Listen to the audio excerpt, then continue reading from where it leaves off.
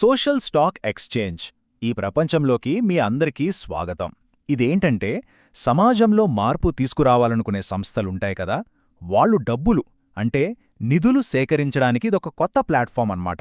అయితే ప్రశ్నేంటంటే ఎవరు పడితే వాళ్ళు ఇందులో చేరిపోవచ్చా, లేక ఏమైనా ప్రత్యేకమైన అర్హతలు కావాలా?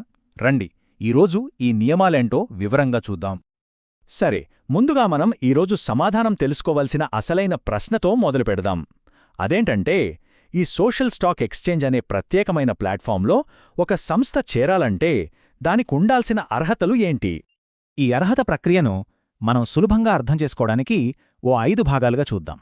ముందుగా సోషల్ ఎంటర్ప్రైజ్ అంటే అసలు ఏంటో తెలుసుకుందాం. ఆ తర్వాత సోషల్ ఇంపాక్ట్ టెస్ట్ గురించి, అందులో ఉండే 2 వేర్వేరు మార్గాల గురించి, ఎక్స్చేంజ్లో ఎలా చేరాలి, ఇంకా ముఖ్యంగా ఎవరు దీనికి అర్హులు కారో, ఇలా అన్ని విషయాలు మాట్లాడుకుందాం. రైట్, ఇక విషయంలోకి వెళ్ళిపోదాం. ఇప్పుడు ఏదైనా ఒక సంస్థ ఈ సోషల్ స్టాక్ ఎక్స్చేంజ్లో చేరాలి అనుకుందాం. అలా అనుకున్న వెంటనే చేరిపోవడానికి వీల్లేదు. దానికి ముందు ఒక ముఖ్యమైన మెట్టుంది. అదేంటంటే ఆ సంస్థ ముందుగా సోషల్ ఎంటర్ప్రైజ్గా గుర్తింపు పొందాలి. ఇది మొదటి నిబంధన. మన భారతదేశంలోని సోషల్ స్టాక్ ఎక్స్చేంజ్ చాలా ప్రత్యేకమైనది.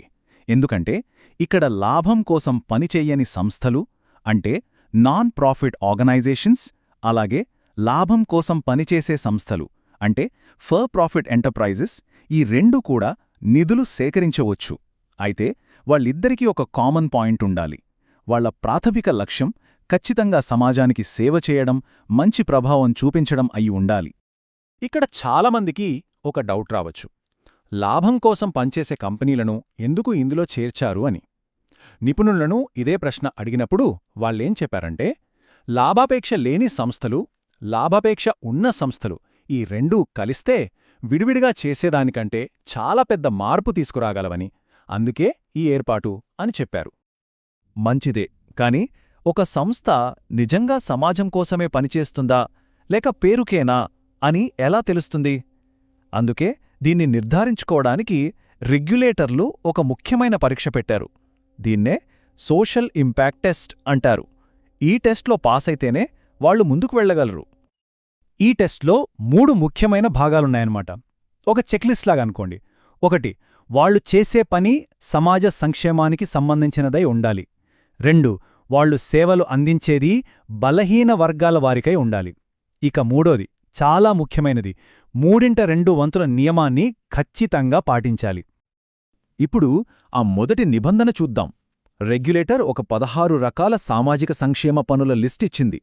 సంస్థ చేసే పని ఖచ్చితంగా ఈ లిస్ట్లో ఉండాలి. ఉదాహరణకు ఆకలి, పేదరికాన్ని నిర్మూలించడం, లేదా విద్యను ప్రోత్సహించడం, లింగ సమానత్వం కోసం పనిచేయడం, పేదలకు ఉపాధి కల్పించడం, ఆరోగ్య సేవలు అందించడం, ఇలాంటివన్నమాట. ఇక 2వ నిబంధన ఏంటంటే ఆ సంస్థ సేవలు ఎవరికందిస్తోంది అనేది ముఖ్యం. అంటే ఎవరికైతే సేవలు సరిగా అందట్లేదో లేదా వెనుకబడిన ప్రాంతాల్లో ఉన్న ప్రజలకు వాళ్లు సేవ చేయాలి. అప్పుడే వాళ్ల ప్రయత్నాలకు అసలైన విలువ ఉంటుంది. ఇక చివరిది చాలా చాలా కీలకమైనది, 2/3 రూల్ లేదా 3/2 నియమం, అంటే సుమారుగా 67%. దీని ప్రకారమేంటంటే ఒక సంస్థ తన కార్యకలాపాల్లో కనీసం 67% సమాజ సేవకే కేటాయిస్తున్నామని లెక్కలతో సహా నిరూపించుకోవాలి. ఈ 67% నిబంధనను పాటించడానికి వాళ్లకు 3 ఆప్షన్లిచ్చారు. ఈ 3 ఏ ఒక్కటి నిరూపించుకున్నా చాలు. అవేంటంటే, 1. వాళ్లకు వచ్చే ఆదాయంలో 67% సంక్షేమ పనుల్నుండే వస్తుందని చూపించాలి. లేదా వాళ్లు పెట్టే ఖర్చులో 67% ఈ బలహీన వర్గాల కోసమే పెడుతున్నామని చూపించాలి. లేదా వాళ్ల వల్ల ప్రయోజనం పొందుతున్న వారిలో 67% మంది ఈ వర్గాల వారే అని చూపించాలి. సరే, ఒక సంస్థ ఈ సోషల్ ఇంపాక్ట్ టెస్ట్లో పాస్ అయిపోయిందనుకుందాం. ఇప్పుడు వాళ్ళు 2 దారుల్లో ఒకదాన్ని ఎంచుకోవాలి.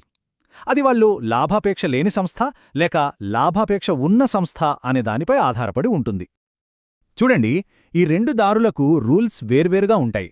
ఇప్పుడు లాభం కోసం పనిచేయని సంస్థలు అంటే ఎన్పీఓలు ఉన్నాయి కదా, అవి కనీసం 3 ఏళ్లుగా పనిచేస్తూ ఉండాలి, ఒక ట్రస్ట్గానో సొసైటీగానో రిజిస్టర్ అయి ఉండాలి. అలా కొన్ని ప్రత్యేక నిబంధనలుంటాయి. అదే లాభం కోసం పనిచేసే సంస్థలకైతే స్టాక్ మార్కెట్లో లిస్ట్ అయ్యే మిగతా కంపెనీలకు ఏ రూల్స్ ఉంటాయో అవే వీళ్లకు వర్తిస్తాయి. అన్ని అర్హతలు సాధించారు. ఇప్పుడు ఫైనల్ స్టెప్, ఎక్స్చేంజ్లో చేరడం. ఇక్కడ కూడా ఎన్పిఓలకు, ఎఫ్పిఓలకు ప్రాసెస్ వేర్వేరుగా ఉంటుంది. అదేంటో చూద్దాం. తేడా చాలా సింపుల్.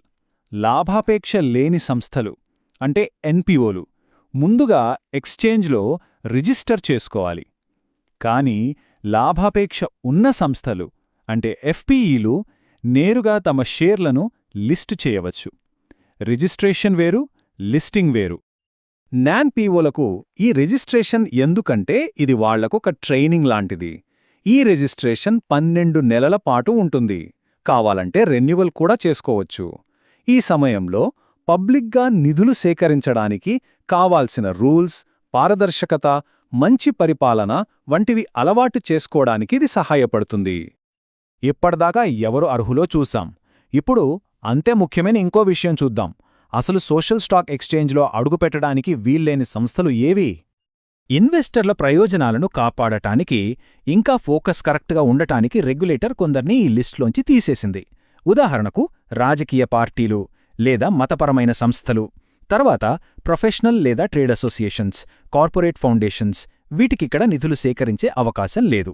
సరసమైన గృహ నిర్మాణం తప్ప మిగతా ఇన్ఫ్రాస్ట్రక్చర్, హౌసింగ్ కంపెనీలకు కూడా అర్హత లేదు. సో ఒక్క మాటలో చెప్పాలంటే అర్హత అనేది పూర్తిగా సామాజిక ఉద్దేశం ఉందా లేదా అని నిరూపించుకోవడంపైనే ఆధారపడి ఉంటుంది. దానికోసం స్పష్టమైన పరీక్షలున్నాయి. అలాగే లాభాపేక్ష లేనివాటికి, ఉన్నవాటికి వేరువేరు దారులున్నాయి.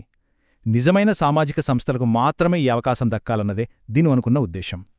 ఇదంతా చూశాక మన ముందొక పెద్ద ప్రశ్న మిగిలిపోతుంది. లాభం కోసం పనిచేసే, పనిచెయ్యని సంస్థలను ఇలా ఒకే వేదిక మీదకు తీసుకురావటం వల్ల మన సమాజంలోని సమస్యలను పరిష్కరించడంలో, మార్పును తీసుకురావటంలో ఇది నిజంగా సక్సెస్ అవుతుందా? పాత పద్ధతుల కంటే ఇది మెరుగైన ఫలితాలనిస్తుందా?